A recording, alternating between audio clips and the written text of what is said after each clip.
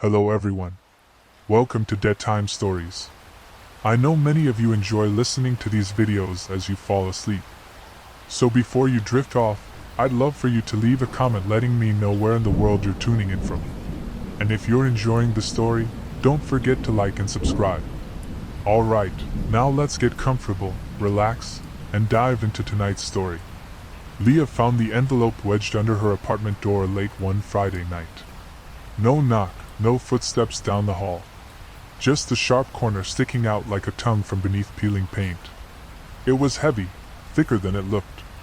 Inside, an old property deed on brittle yellow paper, a single house key taped to the top, and a folded sheet of paper with a hand-drawn map. At the bottom, in faded blue ink, were 5 words. Be respectful. Let things lie. No return address. No letterhead.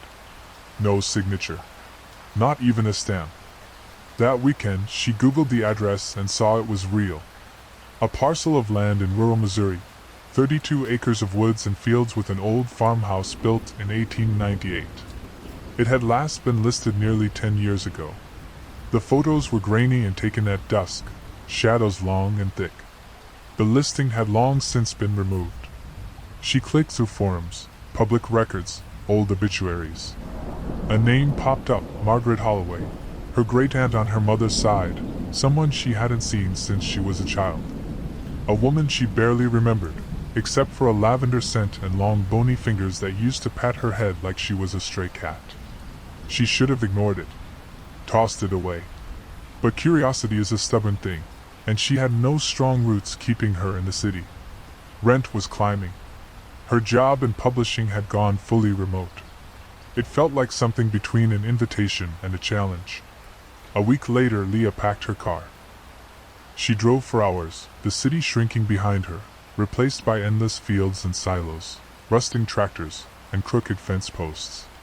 The GPS lost its signal somewhere near the county line. She switched to the hand-drawn map and kept driving. The sky began to bruise with late afternoon color. Reds, purples, the gray-green hue of incoming dusk. The gravel drive was almost invisible, a narrow break between trees, overgrown with weeds. She rolled over it slowly, the tires crunching against rock and twigs, her headlights sweeping across tall grass and rust-colored brush. Then the house appeared. Not grand. Just there. Solid and tired. 3 stories tall if you counted the attic, its roof slouched slightly to one side. White paint peeled like bark, revealing gray beneath. A sagging porch leaned forward as though bowing in resignation. Black windows stared out like unblinking eyes. It wasn't frightening, not exactly. But it wasn't welcoming either. Leah parked and sat a moment, engine ticking. Something about the place felt like an exhale. She got out. The silence was immediate. No birds. No wind. Just the creak of old wood as she stepped onto the porch. The key slid into the lock easily, and the door swung open with a long sigh. Inside was darkness, dust, and the smell of old things. The first breath Leah took inside the farmhouse tasted of paper and plaster, of dry rot, and something damp underneath. Her footsteps echoed softly on the warped wooden floor as she stepped into the front hall, eyes adjusting to the dim. The house had been left in a hurry, or maybe in complete order, she couldn't tell which. Everything was covered in a fine, silvery layer of dust, but otherwise untouched. An umbrella in a stand. The next room was a nursery. Tiny shoes still lined the shelves. A rocking horse sat in the corner, one painted eye flaking away. The crib was empty, but a small mobile of fabric bird still hung above it, limp and colorless. At the end of the hallway, she found the third room. The one with the brass handle. Locked. She rattled the knob gently. It didn't budge. She pressed her ear to the door, just to listen. Nothing. Yet she thought she could feel something on the other side. Not a presence exactly, more like a tension. As if the air beyond that door had been sealed for so long it had gone stale with secrets. She whispered, "All right. Not tonight," and walked away. Behind her, the door gave a small metallic twitch. Leah woke just before dawn, wrapped tightly in the quilt she'd found in the master bedroom. The farmhouse was silent, the kind of deep silence that didn't exist in the city. No cars. No neighbors. No distant sirens. Just the faint ticking of pipes and the occasional groan of old wood adjusting to a new occupant. She padded downstairs barefoot, the floor cold beneath her feet. In the kitchen, she found a box of old teas in the cabinet, nearly fossilized, but she picked a sealed pouch and boiled water anyway. The kettle screamed with surprising life, and she winced at the sound cutting through the quiet. As she opened the pantry door to look for a mug, her fingers brushed against something behind the shelf. A latch. Hidden but obvious once touched. She moved the shelf aside and found the outline of a narrow door, painted the same color as the wall. With a bit of force, it creaked open, revealing a stairwell so steep it looked more like a ladder than stairs. The light above didn't reach far, and the space below was thick with shadow. Leah stood there for a long moment, staring down into the black. The cold that rose from the cellar didn't feel like a draft. It felt intentional. The kind of cold that clung to the marrow of things. She clicked on her phone's flashlight and held it over the first step. Dirt walls. Exposed brick. Old wooden beams. Something metal glinting in the distance. Then she heard it. Faint. Scraping. Not loud. Not frantic. Just steady. Measured. Like something being dragged slowly across stone.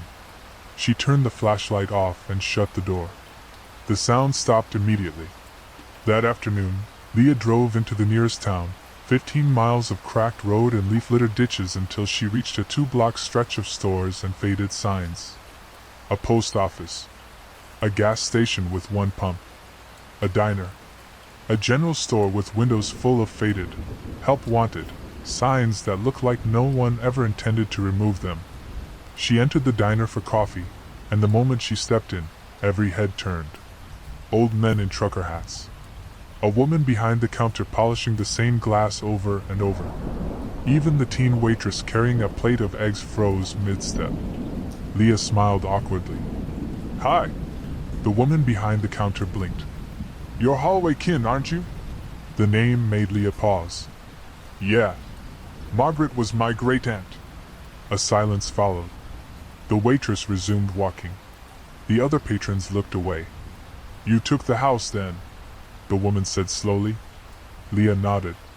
"Just got in yesterday." Another beat passed. Then the woman set the glass down. "You watch yourself out there." Leah tilted her head. "Why's that?" But the woman only shrugged, eyes fixed on the counter. "Some places remember too much. Some things don't like being forgotten." Leah left a tip she couldn't afford and left before finishing her coffee. That night, Leah stayed awake longer than she meant to. She lit every lamp in the living room and wrapped herself in a thick blanket, a second cup of tea growing cold on the floor beside her. The house creaked inside, but the noises never felt random. Each groan felt like it had a rhythm, a strange internal pulse that shifted just beneath the audible. Like breath. Or thought. She reread the old photograph from the master bedroom, me and Ruth, 1934, tracing her thumb over the blurred face. Something about the younger woman gnawed at her. Not her identity, exactly, but her placement. She was standing in front of the house, slightly apart from the older woman, almost mid-step. It didn't look like she was posing. It looked like she was trying to leave. A sudden thump below her made her heart jump. Then came the sound again. Faint, but unmistakable. Scrape, pause. Scrape. Leah stood slowly, bare feet silent on the wood floor. She didn't turn off the lights. Instead, she moved through the house softly, breath held, ears straining. The sound came from the pantry. She reached the door, hand on the latch. The air behind the door felt colder, just like before. This time she didn't open it. Not fully. She just cracked it. The scraping stopped. She stood there a long time, heart pounding, until the silence convinced her she'd imagined it. Then something tapped once. A single, sharp knock against the other side of the cellar door. Not wood on wood. Knuckle on wood. Leah slammed the pantry shut, through the latch, and shoved the shelf back into place. It rattled against the floor, flour dust puffing into the air. She didn't sleep that night. The next day, Leah went back to town, eyes shadowed from a night without rest. The general store was nearly empty. She wandered the aisles with no real interest in shopping, just trying to feel something ordinary again. Fluorescent lights, dusty canned goods, the squeak of old tile beneath her boots. At the register, a woman in her 60s watched her approach. She wore a pale sweater and horn-rimmed glasses, her gray hair pulled back into a tidy bun. "You're the one in the Holloway house," the woman said. Leah blinked. "Yeah, that's me. I'm Miriam Brandt, local historian." She extended her hand. "Used to teach out in Springfield.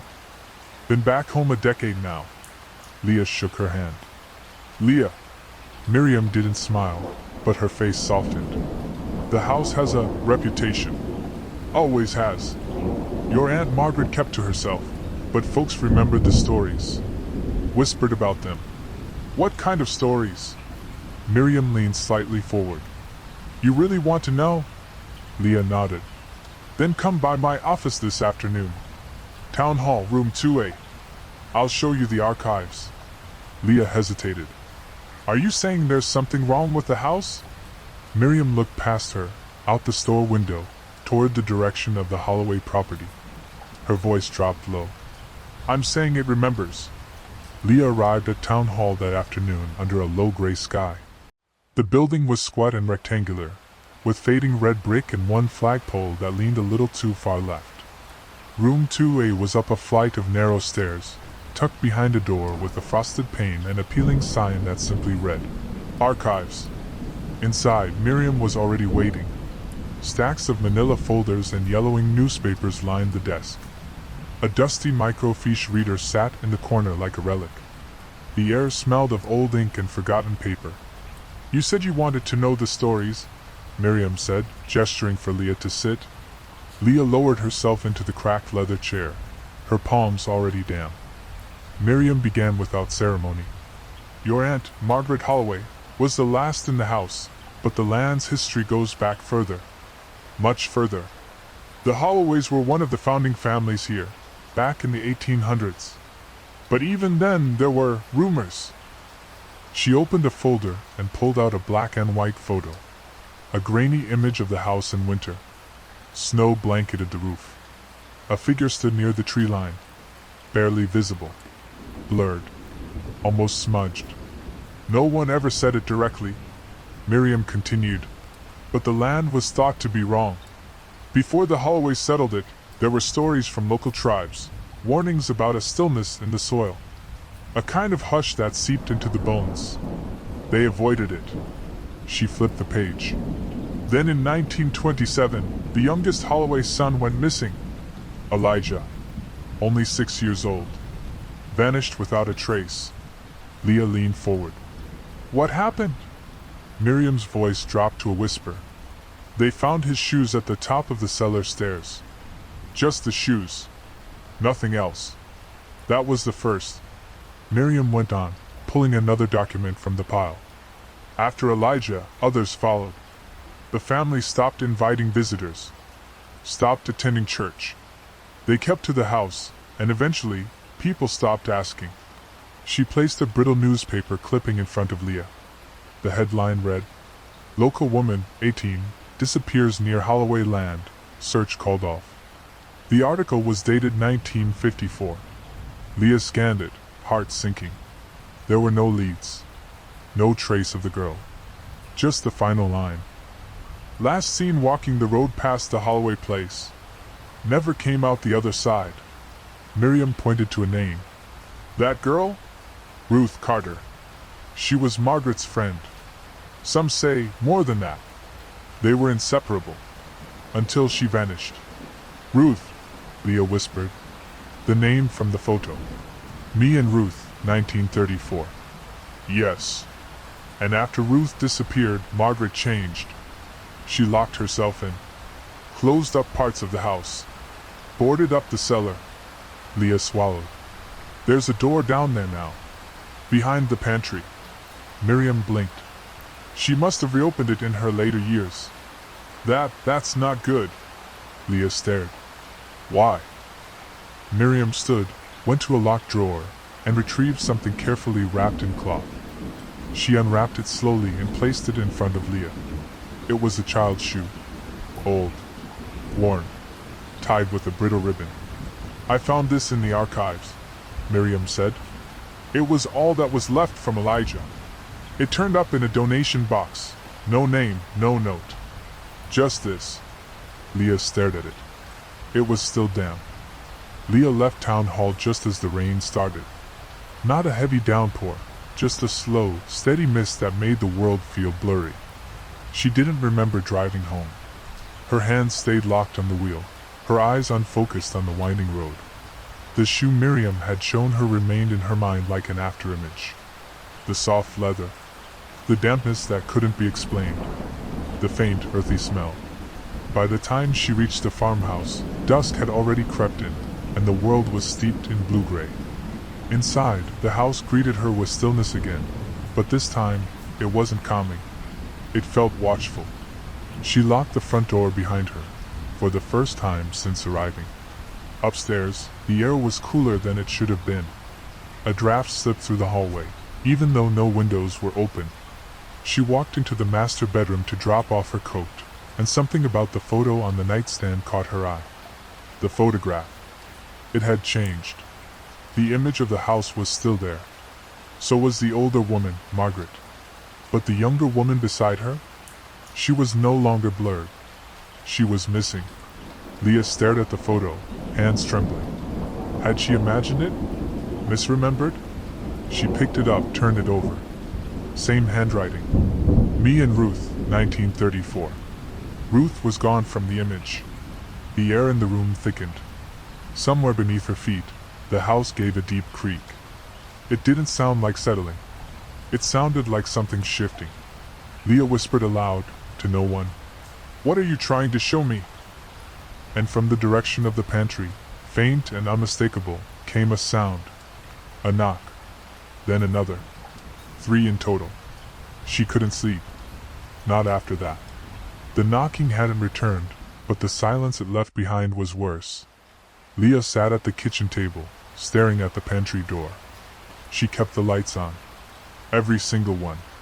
By 3 a.m., something in her broke.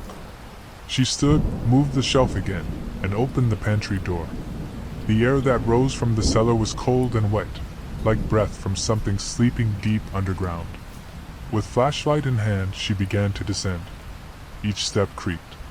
The wood groaned beneath her feet as if protesting. The beam of her flashlight illuminated dirt walls and rotting beams. There were shelves along the edges, some stacked with jars of what might have once been preserves. Others held tools, rusted nearly beyond recognition. The floor below was packed earth. In the far corner, something glinted. Leah approached slowly, heart pounding. It was a circle of stones, carefully arranged, old and moss-covered. Inside the circle, someone had laid bones. Small ones? Animal, maybe? Or not? She crouched down, barely breathing, when her light caught something else, scratches on the wall. Deep gouges. As if someone, or something, had tried to claw its way out. Then her flashlight flickered, and the whisper came. Close. Right beside her ear. Leah! She turned. Nothing there. Just the dark. Leah stumbled back from the whisper, her flashlight beam swinging wildly across the cellar. Her breath caught in her throat, shallow and quick. She forced herself to scan the room again. Empty. No figures. No movement. Just the circle of stones. The bones. And the scratches on the wall. She turned back toward the stairs, but something stopped her. A shape on the ground, in the dirt, just before the first step. She crouched, hard hammering, and moved her light closer. There, etched into the packed earth in thin, shivering lines, was a single word. Ruth. Fresh. As if drawn with a stick or a finger. It hadn't been there before. Leah's skin crawled. The beam trembled in her grip as she whispered the name aloud. Ruth. Nothing responded. But the cold in the air deepened. She backed up the stairs, eyes fixed on the dirt, half expecting the name to vanish the moment she looked away. But it stayed. When she reached the top, she slammed the cellar door shut, braced it with the shelf, and bolted back upstairs. She locked her bedroom door. Not because she thought it would help, but because it gave her something to do with her hands. Sleep came only after exhaustion overtook her. And even then, it brought no peace. In the dream, the house was awake. The walls breathed. The floor pulsed. Something moved behind the locked door at the end of the hall. It creaked open slowly, revealing a narrow room filled with mirrors. In each one, Leah saw herself, except in one. In that mirror, she saw Ruth. Or someone she knew must be Ruth. Pale. Wide-eyed.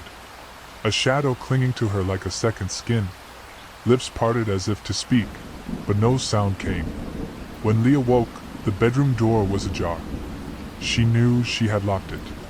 She rose, barefoot again, and moved into the hall. The floorboards didn't creak under her this time. It felt like the house was waiting. The door at the end of the hall, the one that had always been locked, stood open. Leah's heart skipped. She approached slowly, afraid of what she might find. Inside was a small bedroom. Dust coated every surface, but the air felt recently disturbed. A cot sat in the corner. A trunk lay at the foot of it. And on the walls, photos. Hundreds of them, all pinned edge to edge, some curling with age. All were of the house. Its rooms. Its windows. Its cellar. And in many of them, a shadow in the background. Vague, but always there. Always in the same shape. Always watching. Leah stared at the photos on the wall, her skin crawling with a sensation that felt more like recognition than fear. The house. The same rooms. But in different eras. Furnishings changed, curtains replaced, wallpaper peeling in different patterns. And always that same dark blur in the background. Sometimes near a window. Other times reflected in a mirror. Once in the attic window, staring down at the yard below. She counted over 100 photographs, many dated in the bottom corners. 1933, 1934, 1936. The years lined up like ribs around the house's hidden heart. And then there was the trunk. It was cedar, worn smooth by decades. Brass clasps held it shut, one slightly bent. Leah knelt and opened it slowly. Inside were papers, carefully bundled letters, and a leather-bound journal. Beneath that, an old dress. Pale blue cotton, threadbare at the elbows. Something about the dress tugged at her chest, a sorrow she couldn't explain. She lifted it gently, then noticed the faint stitching on the inside collar. R.C. Ruth Carter. She unfolded the journal, its spine crackling. The first page was neat. "This house listens." That's what Margaret said. She said it remembers too much. And sometimes, it tries to show you what it can't say. Leah turned the page, her hands trembling. "Something is in the cellar. It calls my name. I used to think it was just a draft or mice. But I've heard it whisper when I was wide awake." Another page. "I saw Elijah again. Just for a second. In the mirror in the upstairs hall. But he's wrong. His eyes. They weren't his anymore." Leah dropped the book. The pages fell open to a single scrawled line. "It knows my name. It won't let me leave." Leah spent the day in a kind of fugue. She carried Ruth's journal to the living room, placing it on the coffee table like it might vanish if she didn't keep it close. The pages pulsed in her memory. Elijah's eyes, the whispers, the way Ruth had described the house listening. She stood before the mirror in the upstairs hall that afternoon. It had warped slightly with age, turning reflections faintly concave. She stared into it until her eyes blurred, trying to see what Ruth had seen. Nothing but her own reflection. Until she noticed the dust. There, in the upper corner of the glass, was a faint smudge, 5 streaks, trailing downward like fingertips dragged across the surface from the inside. She reached up to touch it. Her fingers met cold glass. The smudges didn't match her size. Smaller. A child's hand. She stepped back. Behind her reflection, just for a second, she thought she saw a shape in the hallway. A boy, maybe 6 years old. Eyes black as stone. Then the mirror cleared. Empty again. She turned quickly. No one there. But the hallway smelled faintly of damp soil. Downstairs, the floor creaked once. Not settling. A single, deliberate step. Leah didn't scream. She stood frozen, one hand still slightly raised from where she touched the glass. The hallway behind her was empty again, but the smell lingered, wet earth, faint rot. Her body didn't move until the sound returned. A child's voice. Soft. Just behind her. Don't go back down. She spun. Nothing. Just the hush of the upstairs hallway, long and golden with late afternoon light. Her heart pounded. The voice had been close. Real. She wasn't imagining it. Leah went downstairs slowly, keeping close to the wall as if expecting something to emerge from the corners. When she reached the bottom step, she stopped. The pantry door stood open. Not wide. Just a few inches. Just enough to show the darkness waiting behind it. She didn't remember leaving it like that. Something lay on the floor, half in the shadow of the pantry, half in the light. A box. Small, wooden, its top carved with a shape that might have been a tree or roots or something older, harder to name. She approached cautiously. The box was cold to the touch. She opened it. Inside was a bundle of hair. Pale and fine, wrapped in a blue ribbon that matched Ruth's dress. Beneath the hair, a folded note. Written in the same delicate hand as Ruth's journal. It wants a name. That's how it keeps you. That's how it stays. Leah stared at the note. The air behind her shifted, heavy with presence. That night she didn't sleep. Instead, Leah sat in the middle of the living room, Ruth's journal beside her, the carved box unopened at her feet. Lamps burned in every corner. The shadows between them looked too deep, too full. She reread every page Ruth had written, every desperate attempt to document what was happening. There were mentions of dreams that bled into waking hours, reflections that moved when she didn't, and voices calling from beneath the floor. And always, the cellar. Leah whispered aloud, hoping the house would hear her. Why me? Nothing answered. Then she asked a different question. What do you want? The light above her flickered once, then twice. A gust of cold blew through the house, even though every window was shut. And somewhere upstairs, she heard a drawer slide open. She stood slowly, heart thundering, and climbed the stairs. The nursery door was open now. Inside, the drawer of the small writing desk sat pulled out just a few inches. Inside it, a slip of paper. Yellowed. Torn from a ledger. Ruth Carter, pronounced dead in absentia, 1957. Remains not recovered. But beneath that, scrawled in ink not yet fully dry. She's not gone. She's just below. Leah sat on the nursery floor for a long time, the slip of paper trembling in her hands. She couldn't explain why, but the ink looked fresh. Too fresh. She brought it close to her nose. Still damp. Her stomach turned. She stood and backed away from the drawer, her gaze flicking over the room. The air in the nursery felt heavier now, weighted with something beyond memory. As she turned to leave, the mobile above the crib swayed gently, though there was no breeze. The little cloth birds turned on invisible strings, and she thought, just for a moment, she heard a lullaby. A woman's voice, soft and cracked with age. Go to sleep, little shadow. It faded as she reached the hall. Downstairs again, she grabbed Ruth's journal and the box, placing them on the dining room table. Her fingers itched to do something. To act. To find whatever this house had buried and pull it into the light. So she pulled out her laptop. No signal. She tethered it to her phone. Still nothing. The house seemed to hum slightly, like it disapproved of her reaching out. She lit a candle, though she didn't know why. Instinct, maybe? Or fear? Or the hope that fire still meant something to whatever this house had become. She reopened the journal, flipping to the end. The last entry wasn't dated. It simply read, It lives in the roots, beneath the stone.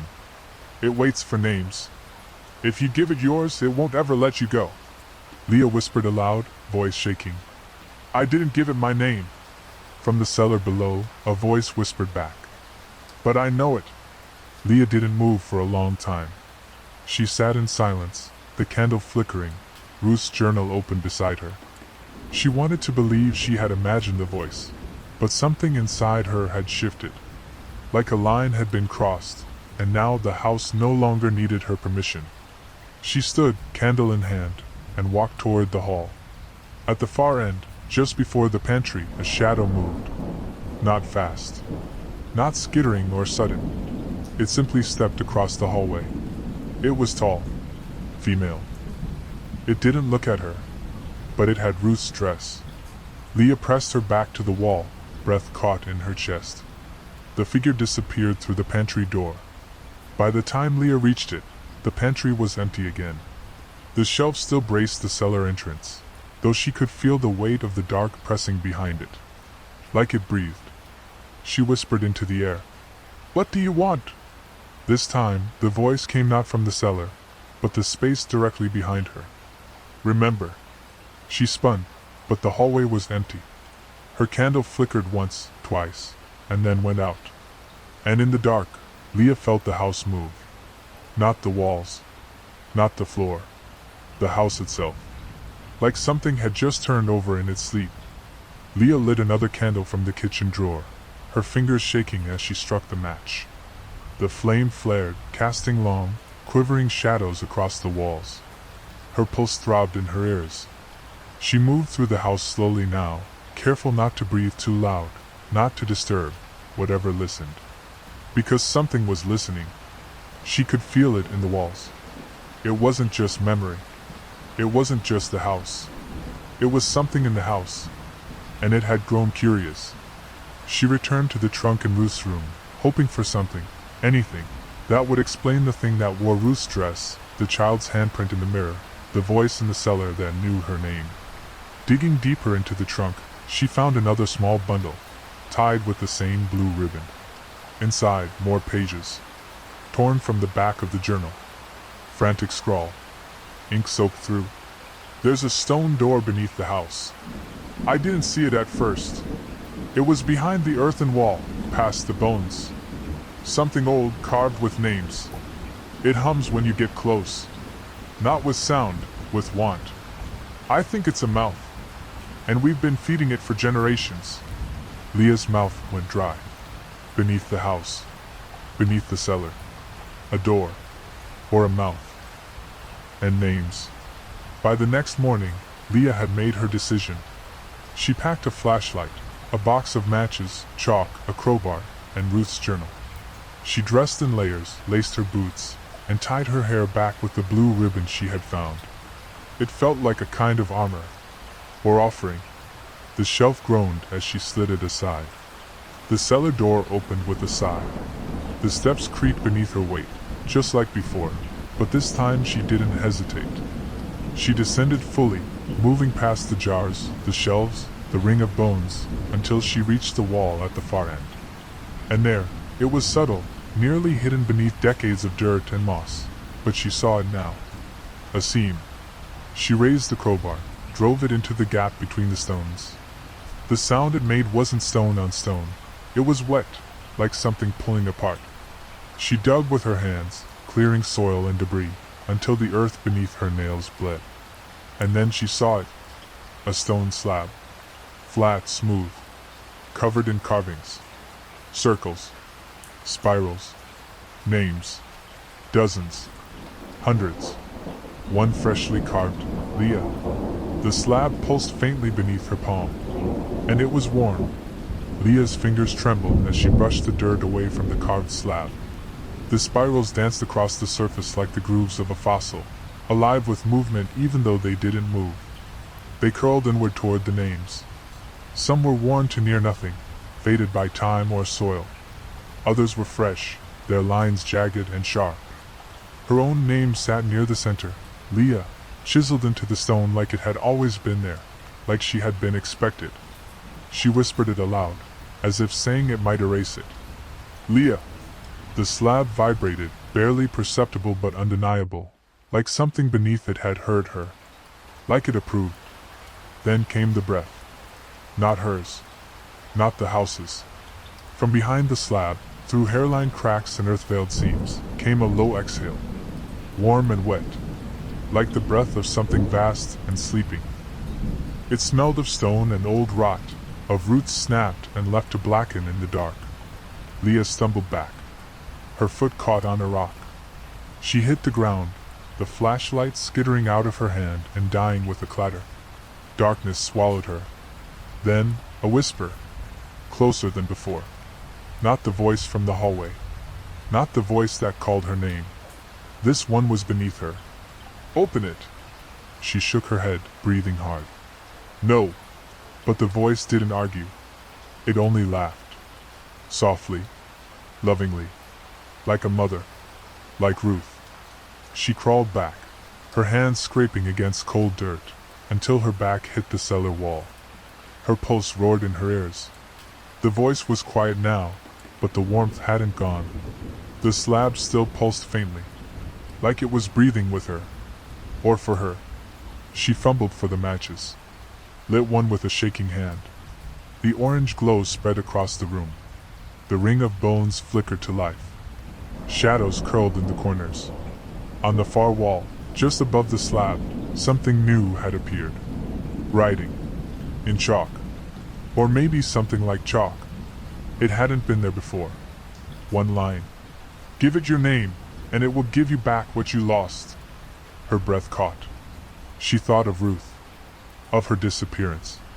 Of the way Margaret had closed the house off, boarded the cellar, locked the room, hid everything. Had she tried to bargain with it?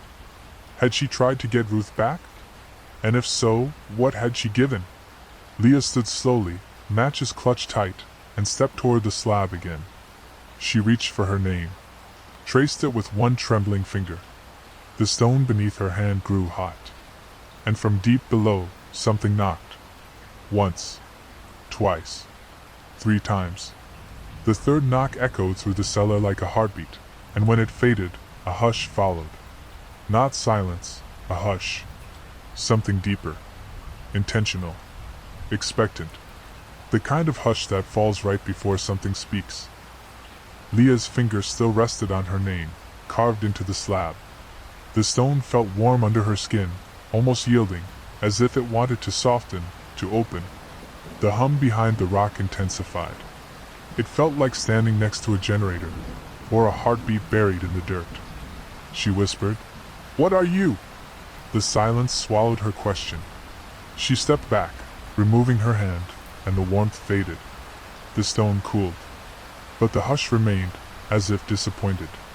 In the stillness, Leah's thoughts felt louder. What had Ruth done here? What had Margaret tried to undo?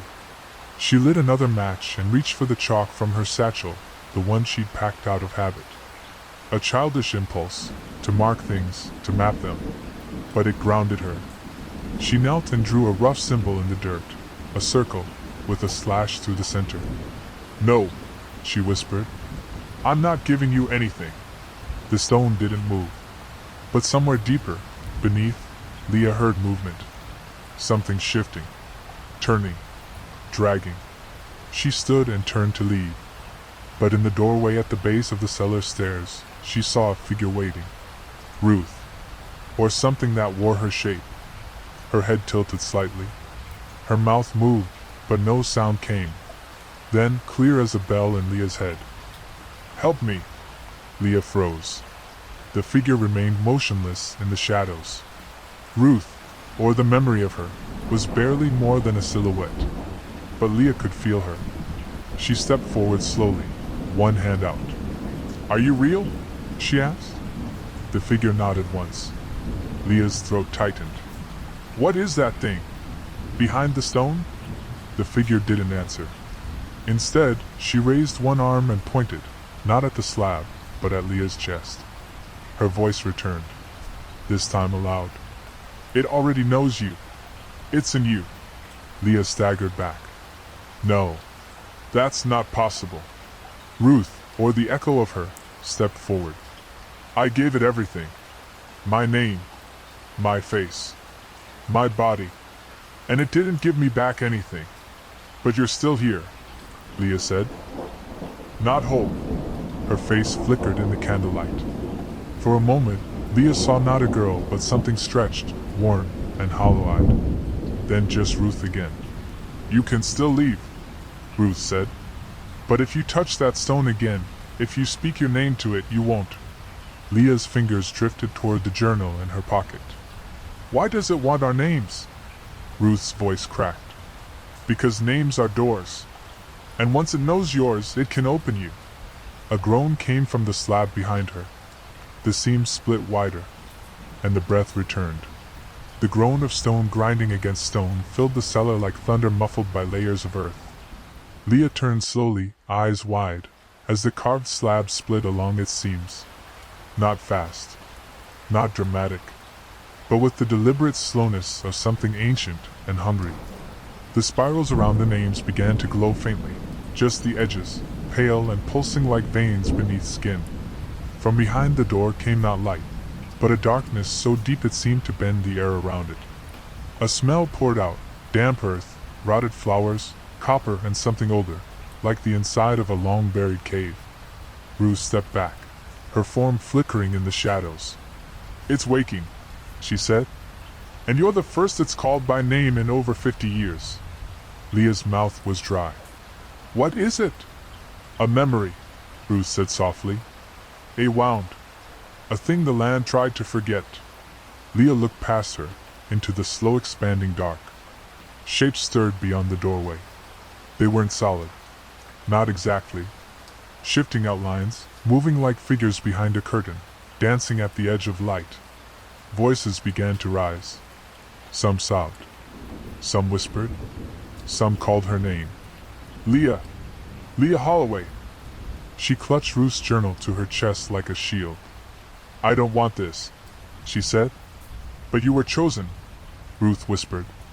And once the house chooses, it keeps choosing. Behind them, the spiral stone split fully apart, and the dark thing behind it exhaled. Leah stepped forward. Not because she wanted to, but because she had to. The air seemed to draw her toward the opening, her boots skidding slightly on the loose soil. The ground sloped downward beyond the stone slab, leading into a hollow chamber. Ruth's voice trembled behind her. Be careful. It doesn't lie, but it doesn't tell the truth either. Leah nodded, unable to speak. The chamber was larger than she expected. Carved directly into the earth, its walls were lined with more spirals, etched into the clay like scars.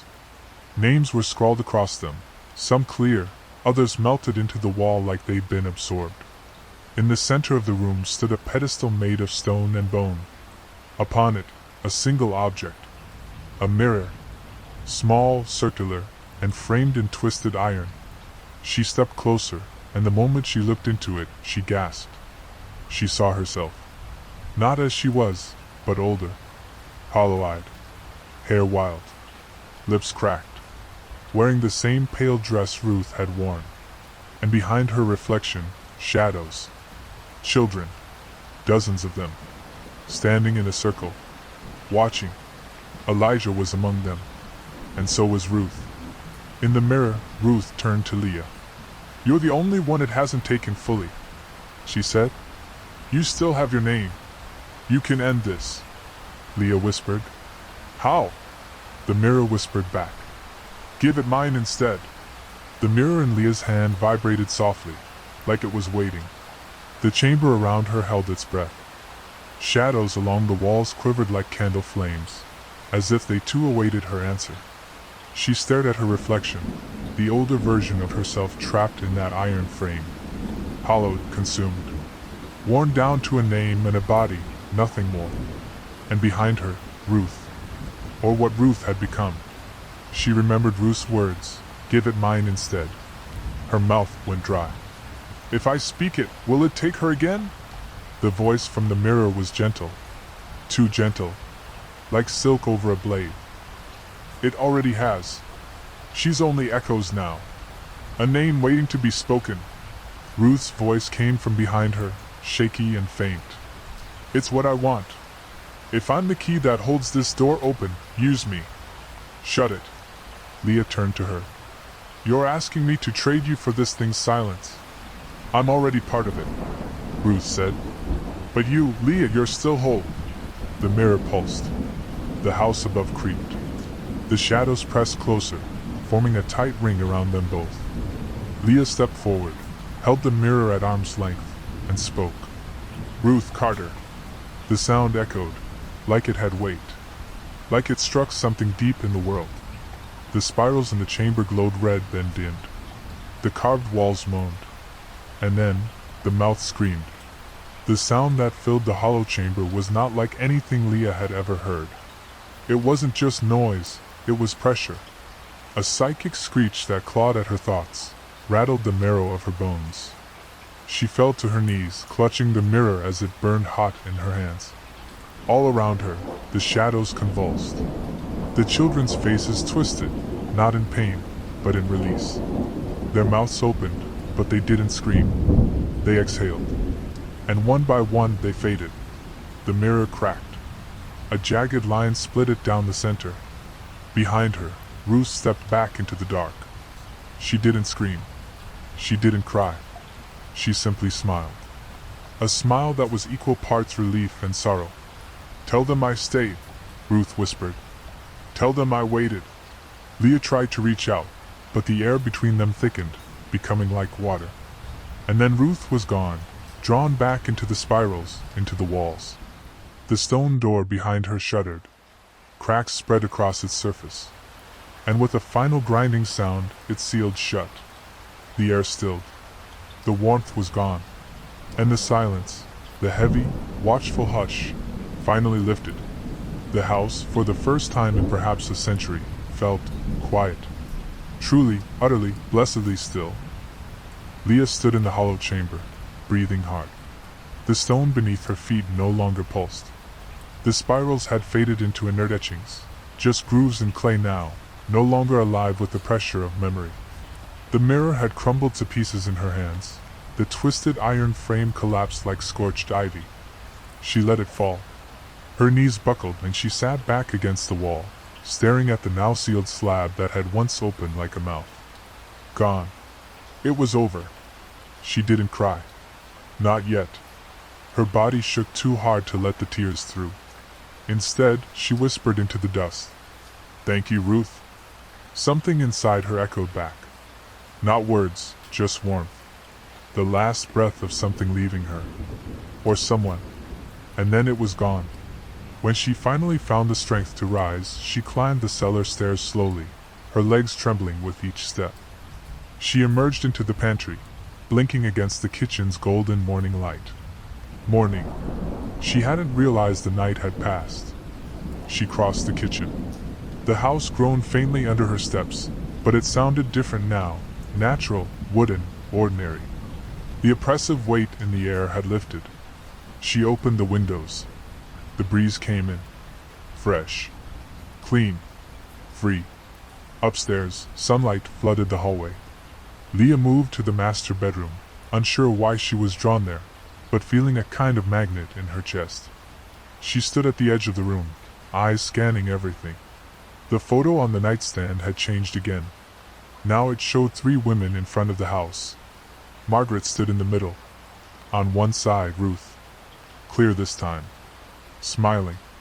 And on the other, Leah. She stumbled backward. Same dress. Same braid. Same ribbon. She picked up the photo, flipped it over. The handwriting was not Margaret's, not Ruth's. It was her own. Fresh ink. We waited, but she came back. Leah didn't remember writing it. But the loop of the L. The slope of the E. It was hers. A gust of wind blew through the open window. The curtains flared like breath. And she heard something, just a whisper, gentle and fading. Thank you? She turned quickly. No one there.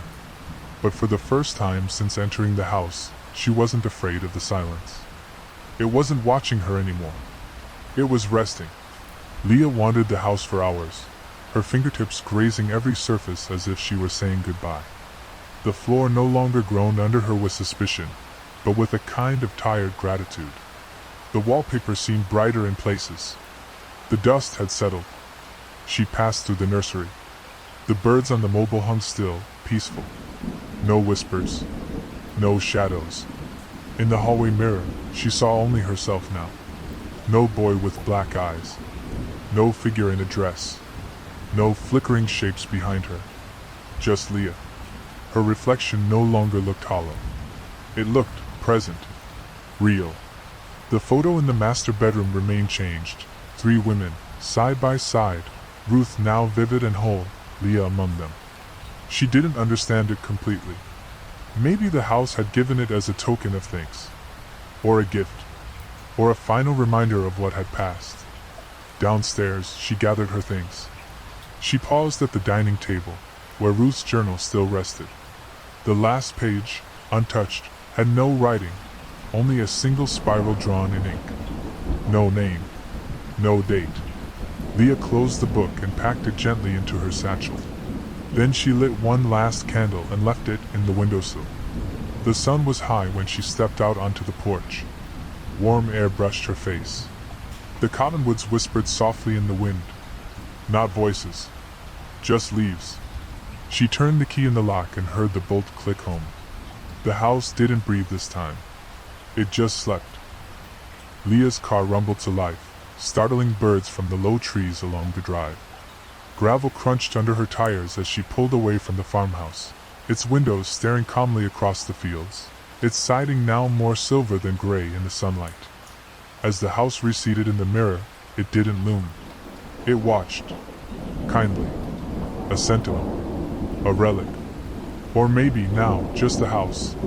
She drove back through town, expecting strange looks, whispers, glances, but none came. The streets were sleepy. The diner had a new open sign hung askew in the window. The general store had stacked pumpkins out front. Life moved on. At the edge of town, she saw a figure standing beneath an oak tree.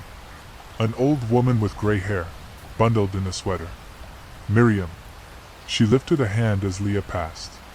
Leah braked slowly and rolled down her window. Miriam walked to the car. Her face held a soft smile, something gentler than Leah remembered. "You did it," she said simply. Leah nodded. "It's quiet now." Miriam laid one hand on the roof of the car.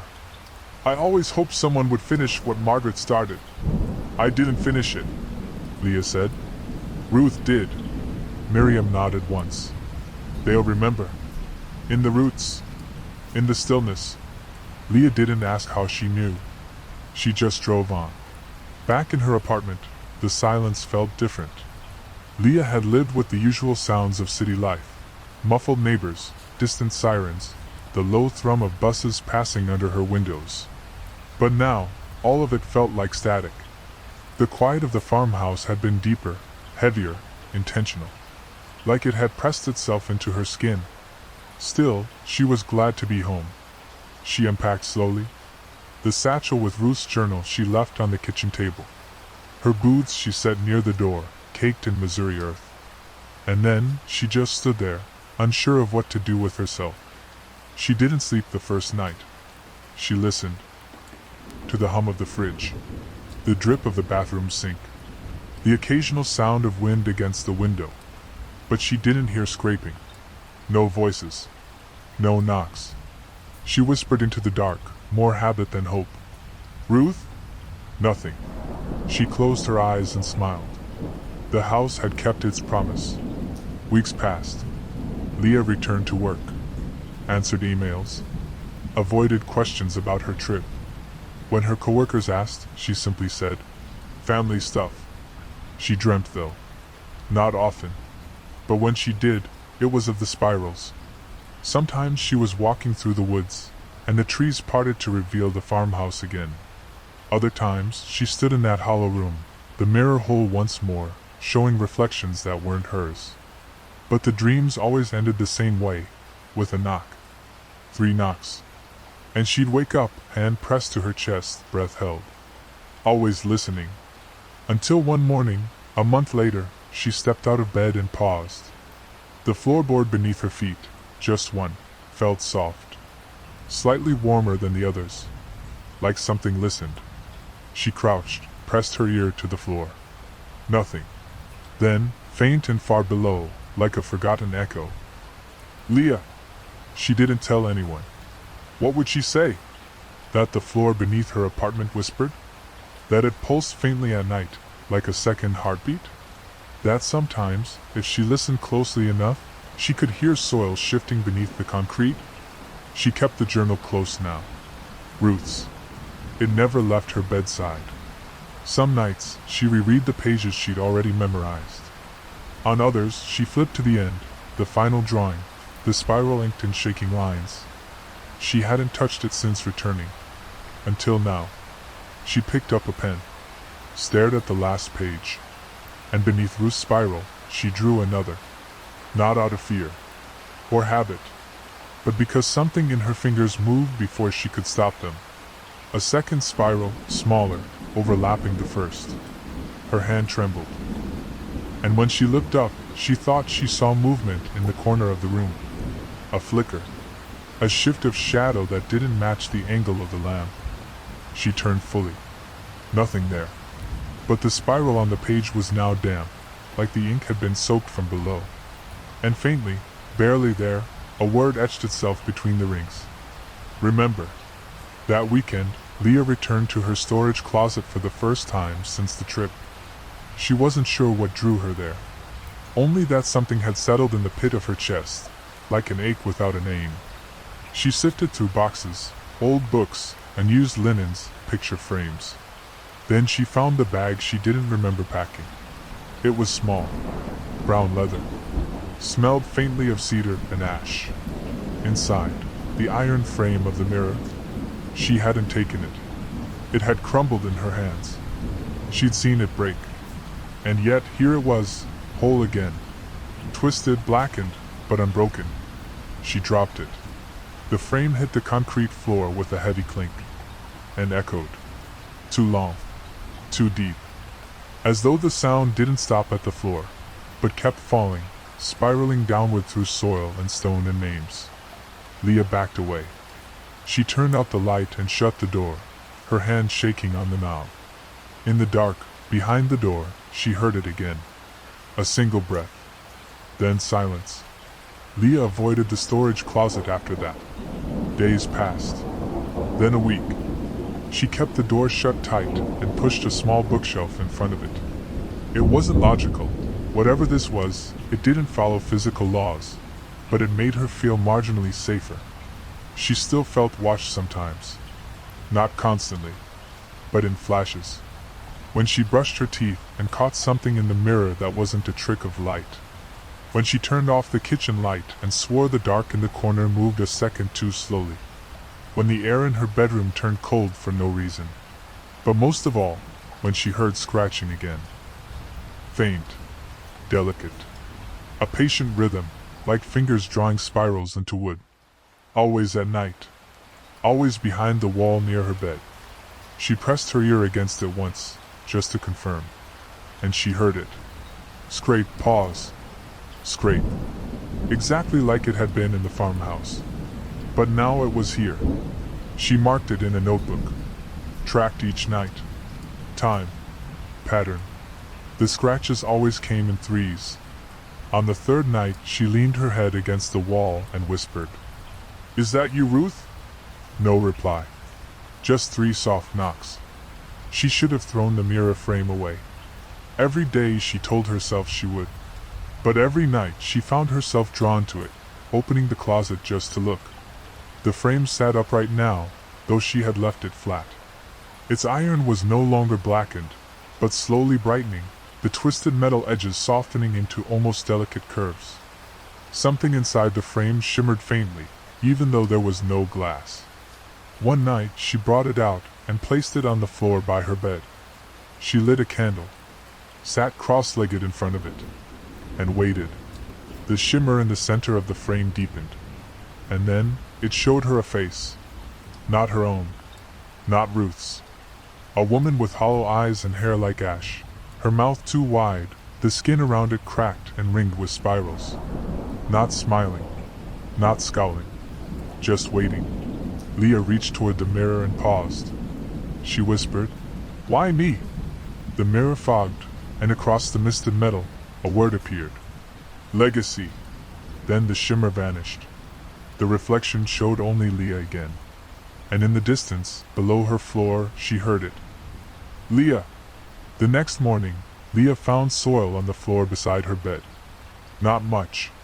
Just a thin trail of grit, dark and damp, like it had fallen from someone's shoes. But her own boots were still clean by the door. And she hadn't gone out the day before. She followed the trail with cautious eyes. It ended near the wall. The one that scratched. She knelt, reached out, touched the dirt. Cold. Fresh. Not from a potted plant. Not from the street. From below. She pressed her fingers to the wall, then her ear. For once, the scratching had stopped. But in its place, something new began. A sound like whispering. Not words exactly, but syllables unformed, like the voice was remembering how to speak.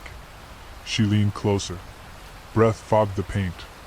And then a name rose through the plaster, muffled and low. Margaret. Leah's eyes widened. Her great-aunt's name. She whispered, "What about her?" No reply. Just a faint smell, earthy, damp, and familiar. The same scent the house had breathed in Missouri. She backed away, heart racing. She opened the closet door. The mirror was upright again. Waiting. She returned to the journal that night, flipping through pages she'd read a dozen times. But this time, one was new. She hadn't written it. She was sure. The ink was darker, the lines shaky and old. It had appeared on a previously blank page. Just one sentence. Margaret tried to seal it, but the roots grew back. Leah stared at the words. Margaret. The one who boarded the cellar. Locked the doors. Hid the past. But she hadn't destroyed it, only delayed it. And now it was growing again. That night, Leah dreamed of the house. Only this time, it was in the middle of the city, her city, its bones fused with the bricks of her apartment, spirals carved in stairwells, windows staring from hallway corners. In the dream, Margaret stood beside her. Her eyes were hollow, her voice barely more than wind. I named you. That's why it came. Leah woke with a gasp. On the wall, above her headboard, a fresh spiral had been drawn. In dirt. Still damp. The next day, Leah didn't go to work. She sat at her kitchen table, the journal open in front of her, her coffee untouched. She stared at the name scrawled in the corner of the page, Margaret, and the message. Margaret tried to seal it, but the roots grew back. How deep did the Holloway line go? Had her great-aunt truly tried to protect her, or simply pass on the burden? She opened her laptop and searched again. Public records. Obituaries. Anything she could find. She dug deeper than she had before. And finally, in a scanned image of a land deed from 1961, she found it. A line added in faint pencil beneath Margaret Holloway's signature. To be passed only by blood. To silence the root, one must name it again. Leah leaned back in her chair, pulse pounding. Passed only by blood. Her name hadn't just drawn the thing beneath the house, it had fed it. She was the lock, and perhaps also the key. She looked at her hands, then at the spiral still faintly visible on the wall. Outside, clouds gathered. The sky turned gray. And behind her, the closet door clicked open. Leah turned slowly. The closet door creaked wider, though she had wedged the bookshelf tight against it. The mirror was glowing faintly now. Not with light, but with attention. She approached cautiously, crouched before it. In its reflection, her apartment flickered, subtly altered. The walls had dark veins running through them, spiral-shaped cracks. The floorboards had begun to bend, soft in places, like they were returning to earth. And behind her reflection, in the mirror's false version of her world, Margaret stood, face thin, eyes deep. She looked tired. She raised one hand and pointed to Leah's chest. Leah didn't speak. Instead, Margaret mouthed a name. Not Leah's. Not Ruth's. A new name. One Leah didn't recognize, couldn't pronounce. Ancient. Rooted. The mirror pulsed. And then Margaret began to fade. Before vanishing, she mouthed one last phrase. Speak it back. Seal it shut. The mirror dimmed. Leah was alone again. But on the inside of the closet door, newly etched and smoking faintly, the name had been written. And it was waiting for her mouth to form it. Leah didn't know how to say it. The name scorched into the inside of the closet door had no vowels, no familiar structure. It was shaped in jagged spirals, some looping back into themselves. The longer she stared, the more the symbols moved, not literally, but the way old words can crawl into the mind, demanding to be understood. She copied it into her notebook. Her fingers trembled as she wrote. The moment the pen touched paper, the air around her shifted. Heavy. Expectant. The apartment lights flickered once. Then again. She looked down at the name. It pulsed softly on the page. And deep beneath her floor, so deep she might have imagined it, she heard scratching. It wasn't like before. It was faster now. Urgent. Like something climbing. She closed the notebook and pressed it to her chest.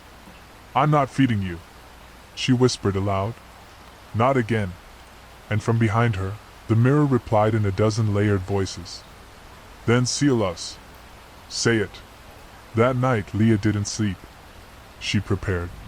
She moved all the furniture from the center of the room. Drew a spiral on the floor in salt and charcoal. Placed the mirror in the center. Ruth's journal beside it. A candle at each cardinal point. She sat cross-legged, knees to the cold floor, notebook in hand. The names stared up at her, full of shape and hunger. She took a breath. Another. And then, slowly, she began to speak.